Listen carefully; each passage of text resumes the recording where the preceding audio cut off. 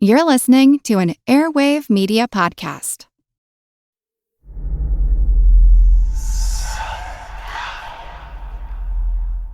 Hey y'all, spooky season is here. And if you're looking for a show to whet your appetite for a little haunted history, then I'd like to invite you to check out Southern Gothic, a chart-topping history podcast that explores some of the most infamous legends, folklore, ghost stories, and hauntings of the American South. We've covered all sorts of stuff from the Bell Witch of Tennessee to the disappearance of the Confederate submarine, the H.L. Hunley. Not to mention our deep dives into the local lore of some of America's oldest and most haunted cities, like New Orleans, Charleston, and St. Augustine. So, if you're ready for a little good old-fashioned Halloween storytelling with a commitment to quality historical research, then be sure to check out Southern Gothic today. It's available now on all your favorite podcast apps.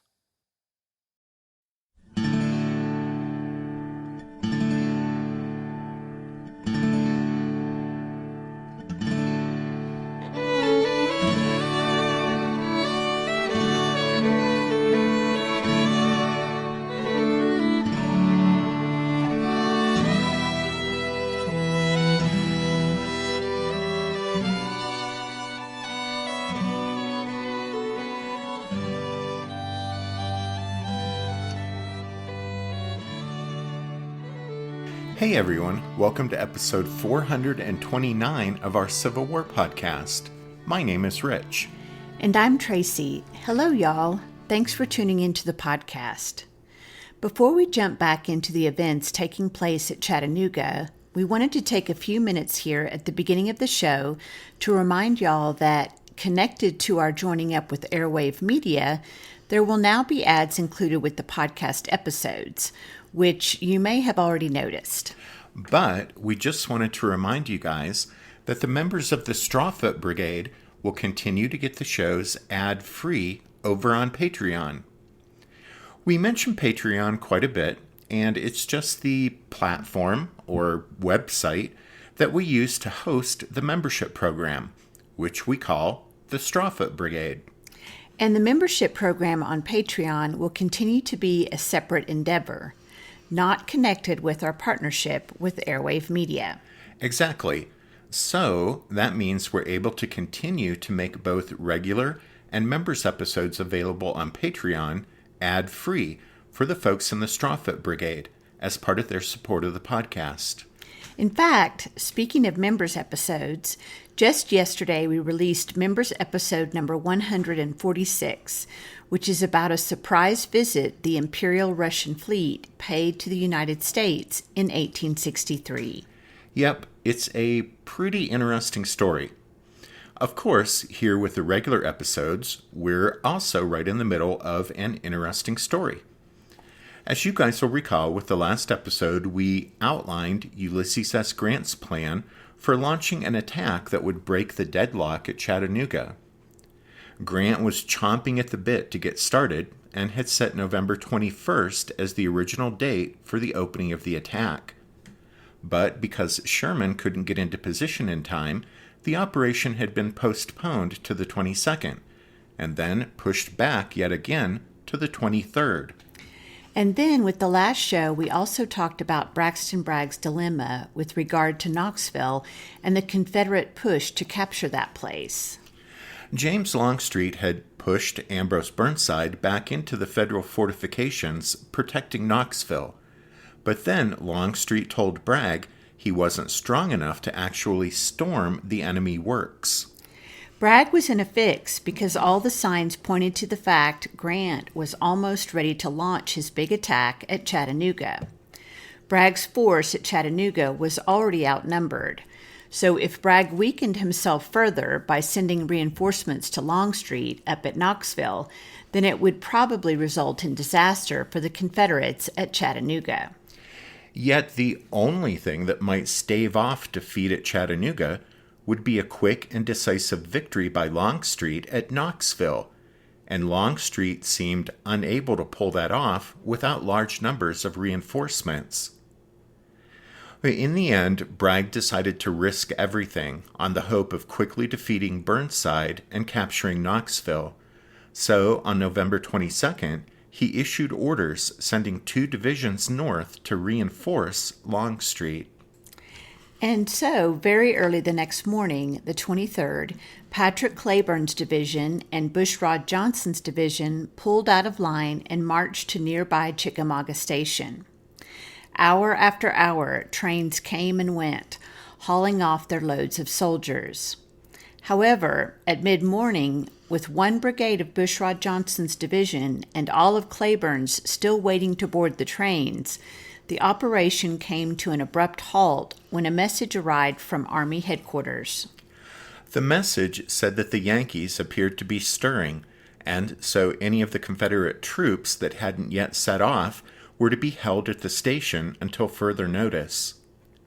There they waited until early afternoon, when another message arrived telling them to come back quickly. Grant's big attack had finally kicked off. That meant for Braxton Bragg, who had gambled he'd have time to reinforce Longstreet, time had just run out.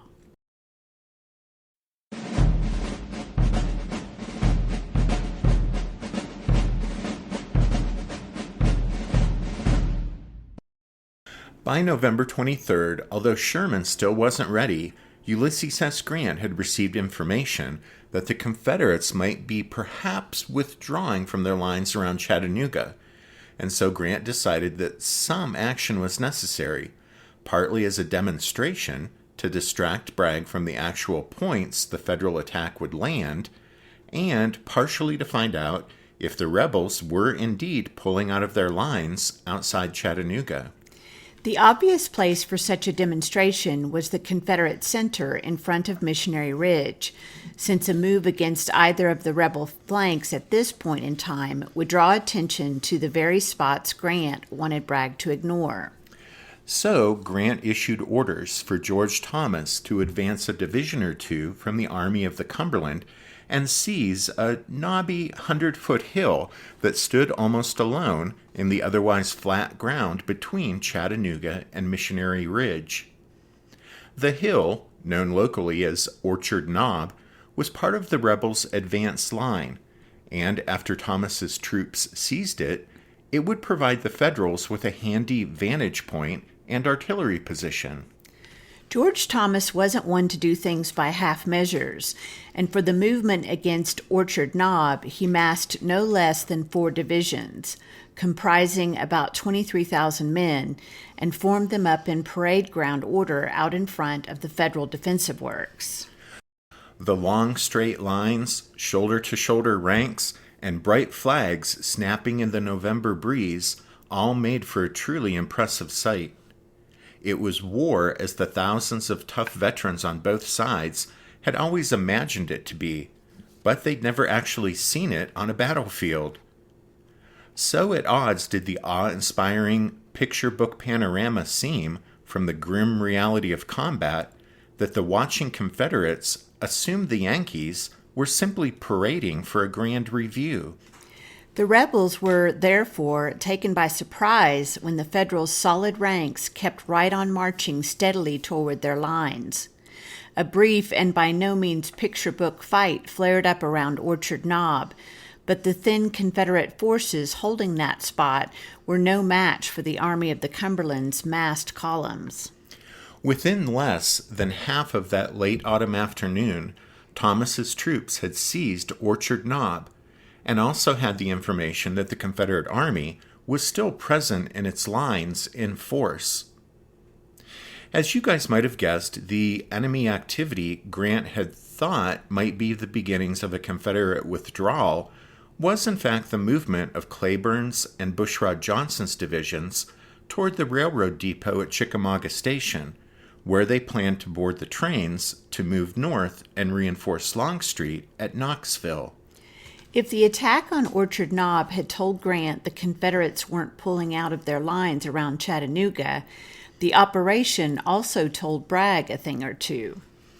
Bragg assumed the obviously limited scope of the Federal assault, that is, the capture of Orchard Knob, meant that Grant's big attack at Chattanooga wasn't yet ready to kick off, but was probably still a day or 2 away. However, that knowledge still meant that Bragg's gamble to reinforce Longstreet and score a quick and decisive victory at Knoxville had failed. The basic plan might still work, but now Bragg would have to first fight and win at Chattanooga. This would be something new for the Army of Tennessee, since Braxton Bragg never voluntarily accepted battle at the time and place of the enemy's choosing. He instead preferred to seize the initiative by taking the offensive. However, now, it seemed, circumstances dictated Bragg had no choice. The rebel army's position on the high ground outside Chattanooga looked strong, but Braxton Bragg was realistic enough to believe that if Grant felt almost ready to launch his grand assault, then the Confederates would need all the manpower they could muster to deal with it. And so Bragg sent orders recalling Cleburne's and Johnson's divisions. It was too late for most of Bushrod Johnson's division, which the trains had already carried off, but all of Cleburne's division and one of Johnson's brigades that was still waiting at the station immediately started back to Chattanooga. Since the threat on November 23rd had seemed to be directed solely against his center, or right center, in the Missionary Ridge sector, Bragg also gave orders that the Confederates for the first time should begin entrenching and throwing up breastworks along the crest of Missionary Ridge. You see, up until now, there had been no such defensive works up on the crest itself, but only a line of rifle pits down at the base of the ridge. It was admittedly very late in the game to begin entrenching and throwing up breastworks on the ridge itself, but supply difficulties would have made it very challenging to maintain large numbers of troops up on the crest line over long periods of time.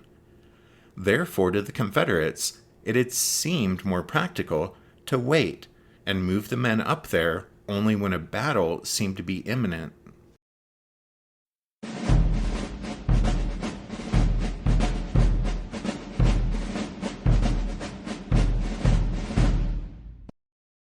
That night, across the Tennessee River and behind a chain of small hills that protected against prying Confederate eyes on Lookout Mountain and Missionary Ridge, Sherman's camps were stirring around midnight on November 23rd.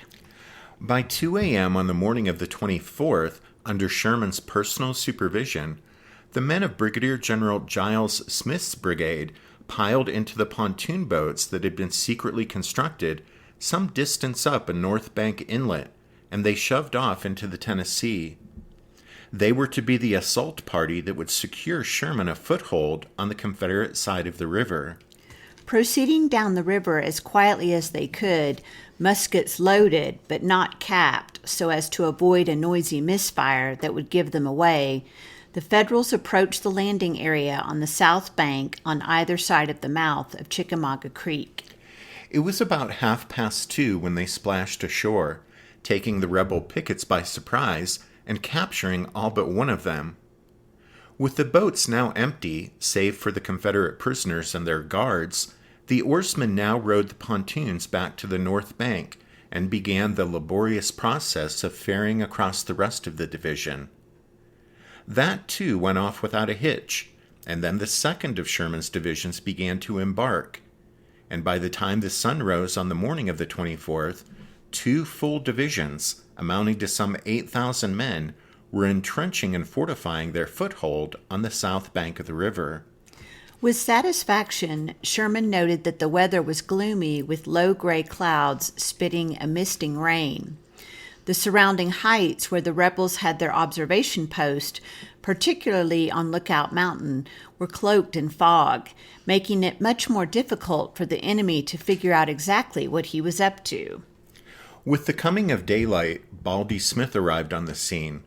He was in charge of the engineering arrangements, so under his supervision, and the still watchful eye of Sherman, the boats used to ferry the troops across the river were now used in the assembly of a pontoon bridge.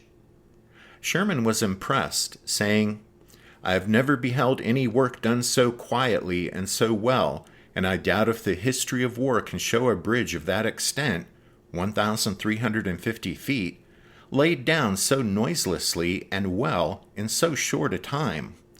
While the engineers worked and the troops on the far side of the river entrenched, the little steamboat Dunbar came chuffing up the river from Chattanooga to join the operation. The Dunbar ferried Sherman's 3rd Division across the river during the course of the morning. The Confederate counterattack that Sherman and his men had expected never materialized, and the morning's combat was limited to some picket firing and a half-hearted exchange of long-range artillery fire. Around noon, 11th Corps Commander Oliver Otis Howard arrived by way of the South Bank, having moved directly north from the Federal lines outside Chattanooga. Howard brought one of his brigades with him. 20 minutes later, the pontoon bridge was completed, and Jefferson C. Davis's division began to cross. Davis's troops were from the Army of the Cumberland and were on loan to Sherman for the operation. And so, by early afternoon, the landing on the south bank of the Tennessee had been transformed from a precarious foothold to a solid bridgehead, held by a dozen brigades of infantry and as many batteries of artillery, from all 3 of the formations under Grant's command at Chattanooga. That is, Sherman's men from the Army of the Tennessee, Howard's 11th Corps troops from the Army of the Potomac, and Davis's contingent from the Army of the Cumberland. The lodgment there north of Missionary Ridge was connected to the rest of Grant's force both by the pontoon bridge and directly overland into Chattanooga along the south bank.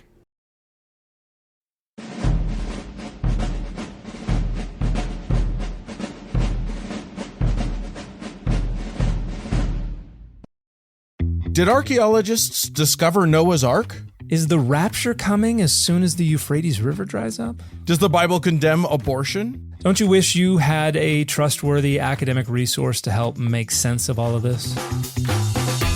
Well, I'm Dan Beecher, and he's award-winning Bible scholar and TikTok sensation Dr. Dan McClellan, and we want to invite you to the Data Over Dogma podcast, where our mission is to increase public access to the academic study of the Bible and religion, and also to combat the spread of misinformation about the same. But, in a fun way. Every week we tackle fascinating topics, we go back to source materials in their original languages, And we interview top scholars in the field. So whether you're a devout believer, or you're just interested in a clear-eyed, deeply informed look at one of the most influential books of all time, we think you're going to love the Data Over Dogma podcast. wherever you subscribe to awesome shows.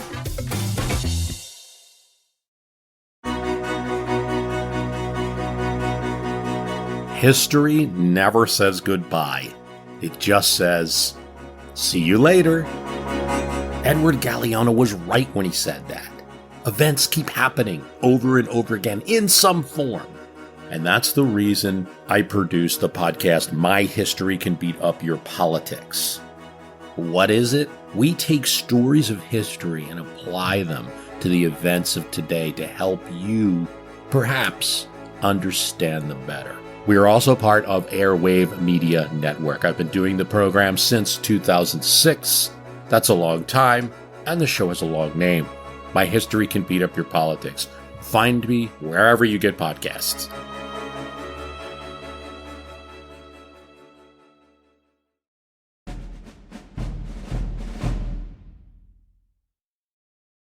So far, the Federals' plan for the 24th had gone off without a hitch.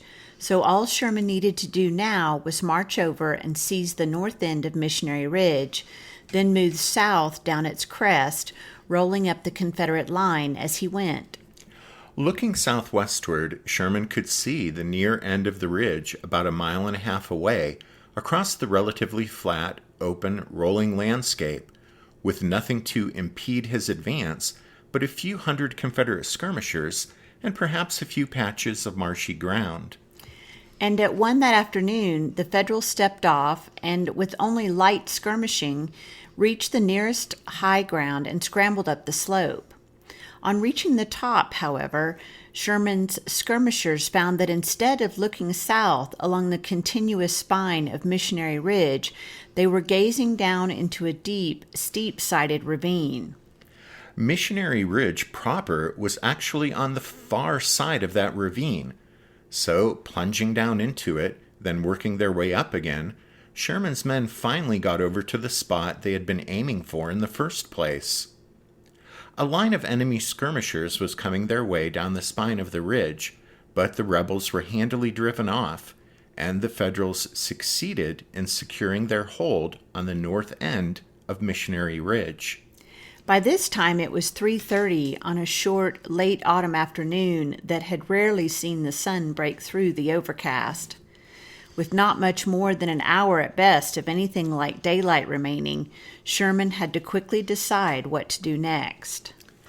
The day had been one of unbroken success for Sherman.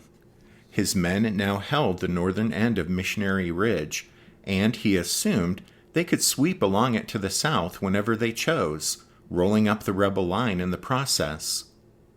However, the short remains of a late November afternoon wouldn't suffice for that task, and as Sherman saw it, the real danger now was that the Confederates would launch a counterattack to throw the Federals off the ridge. Indeed, Giles Smith's brigade, skirting Chickamauga Creek on the far left of Sherman's line, had just had a brush with the Confederate force of unknown strength on the opposite bank of the stream. Casualties had been few, although Smith was one of them, and the incident and the confusion it generated reinforced Sherman's thinking that Bragg was bound to do something to counter the Federal lodgment. So Sherman decided it was best to use what little daylight remained to consolidate his gains and have his troops dig in, ready to fight off whatever Bragg threw at them.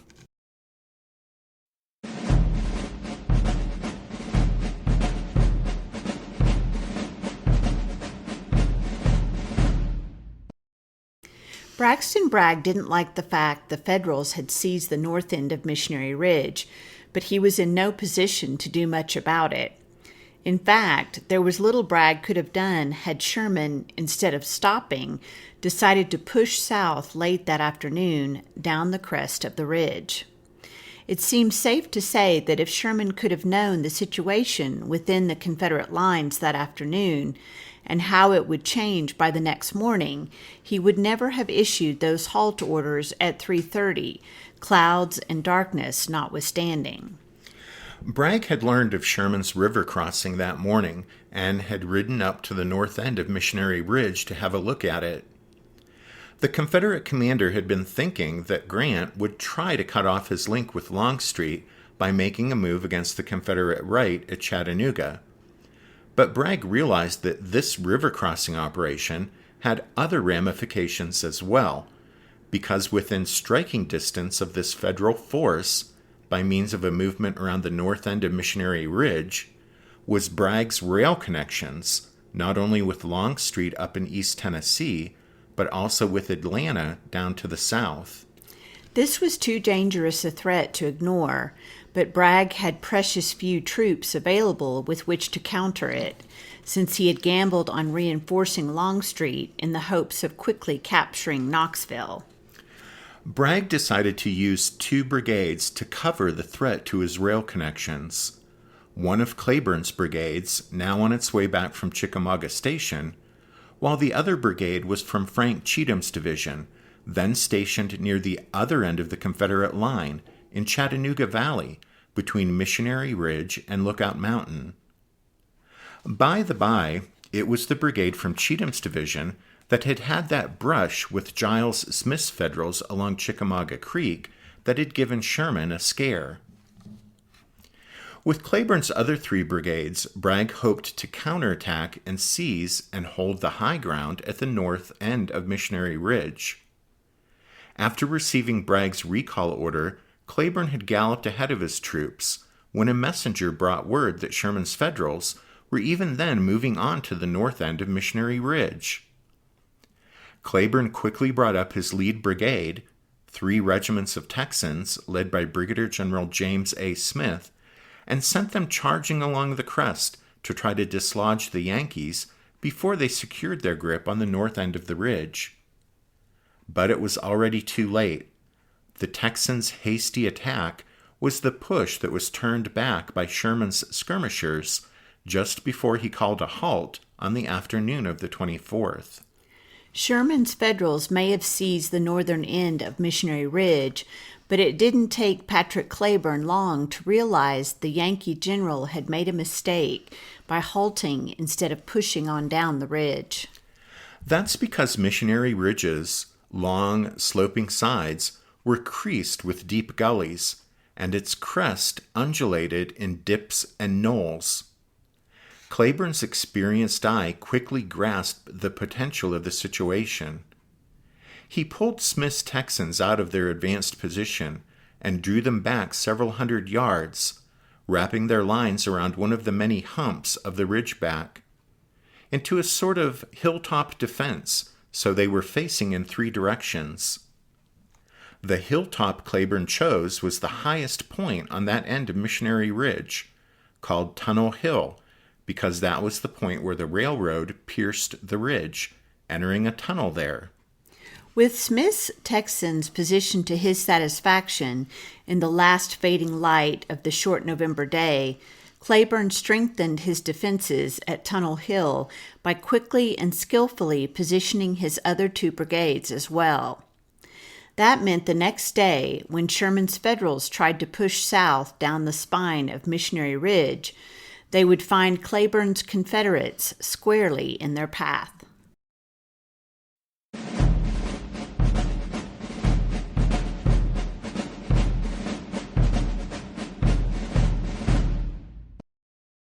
Grant had meant for Sherman's operation to be the main event on the 24th, the first day of his all-out offensive against the Confederates at Chattanooga, but most of the attention on both sides of the lines was instead turned toward what became one of the most dramatic events of the battle, and, in fact, one of the most dramatic events of the entire war.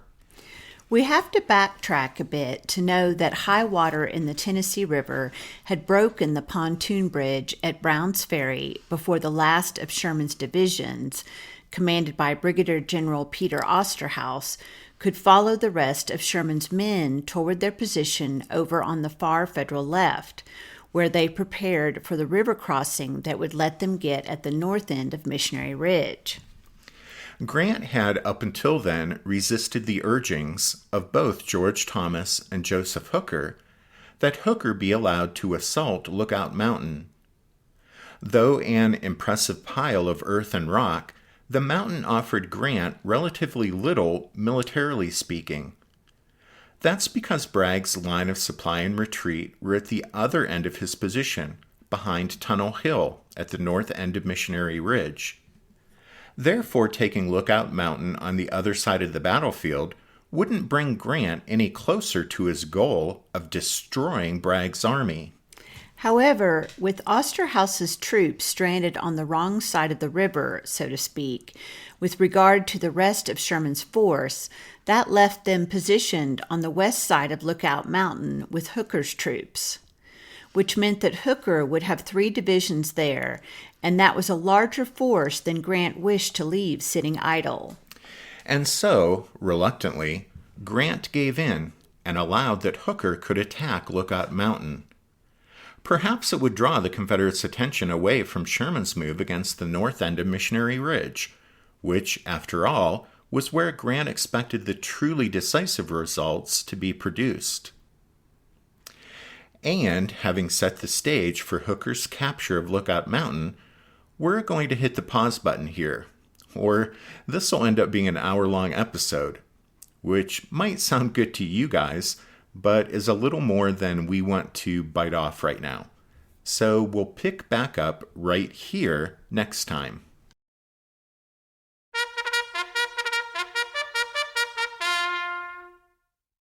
That means it's time for this episode's book recommendation. And our recommendation this time is another Gettysburg book from our TBR pile. It's Gettysburg's Southern Front, Opportunity and Failure at Richmond by Hampton Newsome. Newsome's extremely well-written and well-researched book, as you might guess from the title, looks at federal efforts to threaten Richmond while Robert E. Lee was invading Pennsylvania, which is a topic that's never received much attention, and certainly not a book-length treatment like this one. Don't forget you can find a list of all of our book recommendations if you head over to the podcast website, which is www.civilwarpodcast.org. At the top of the show, we mentioned the benefits of joining the Strawfoot Brigade over on Patreon, and we want to give a shout out to the folks who have signed on most recently and thank them for their support of the podcast. So thanks to Nancy C., Royce K., and John L., Jeff K., Michael B., Kathleen H., and Aaron's Civil War Travels. We also want to thank Gerald L. and Peter B. for their donations. And then as the curtain comes down on this episode, we'll remind you that the music you hear at the start and at the end of every show is from the song Midnight on the Water, and we use it with the kind permission of Spiritwood Music. Thanks for listening to this episode of the podcast.